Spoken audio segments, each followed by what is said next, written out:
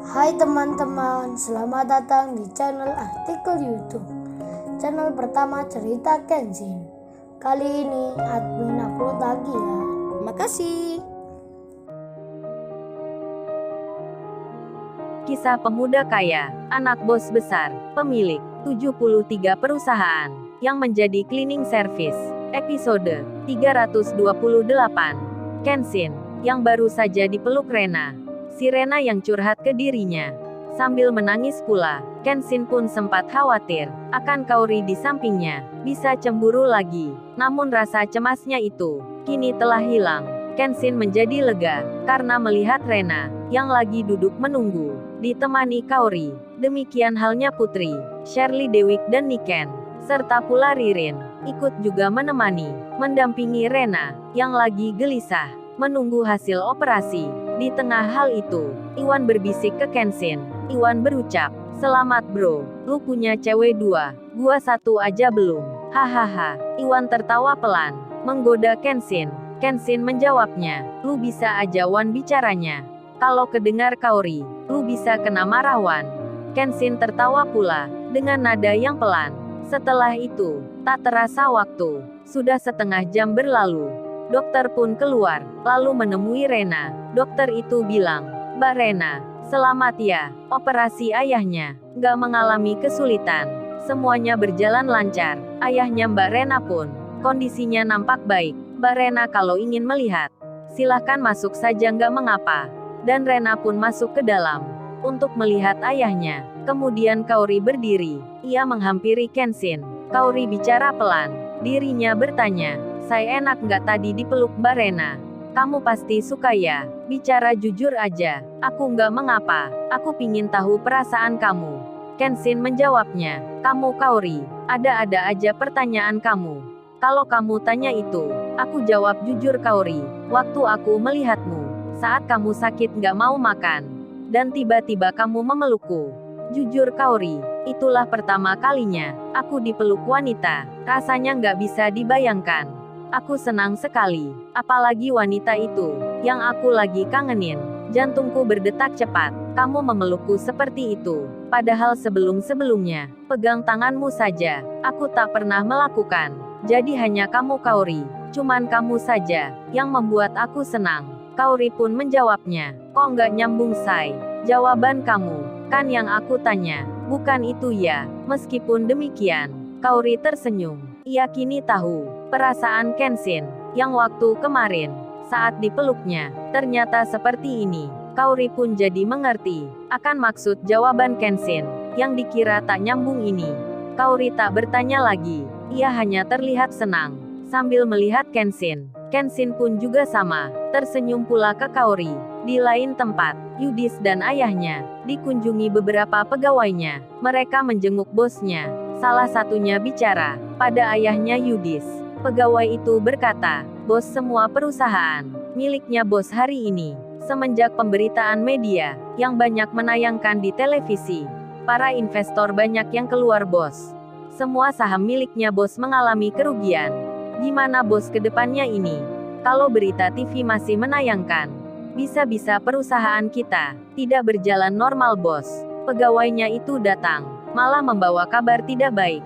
Jadinya, ayahnya Yudis, yang tak pernah masuk penjara, apalagi dirinya orang yang kaya, terbiasa hidup mewah, ini itu tinggal perintah. Ayahnya Yudis pun merasa terpukul sekali, hingga beliau bicara pada bawahannya, "Hei Pak Yogi, kalau bisa secepatnya, penangguhan penahanan bisa dilakukan.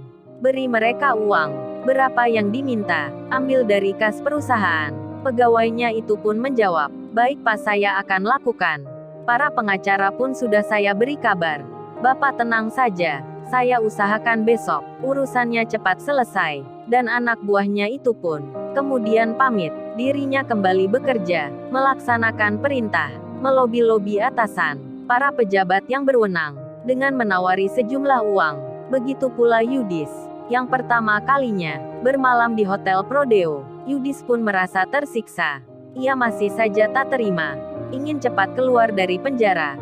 Hal yang sama pun diutarakan pada orang yang menjenguknya. Demikian halnya Wendy, yang kini tak menyangka semua rencananya bisa bocor seketika. Wendy pun tak terima. Dia merasa dikhianati oleh Niken, mantan pegawainya sendiri, serta teman kerjanya, yang dulu bawahannya. Wendy tadi melihat Niken saat konferensi pers di waktu siang.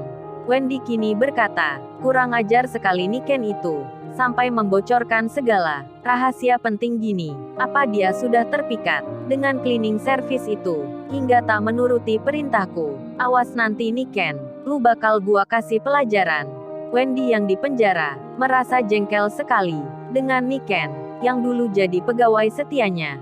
Di saat yang demikian, Niken yang saat ini ada di rumah sakit, berdiri di depan pintu kamar, lagi menunggu sirena pula. Memang dirinya sedang melihat Kenshin, yang berdiri bersama wanita, yang tak lain Kaori. Niken bicara dalam hatinya, dirinya berucap, cowok itu memang tampan.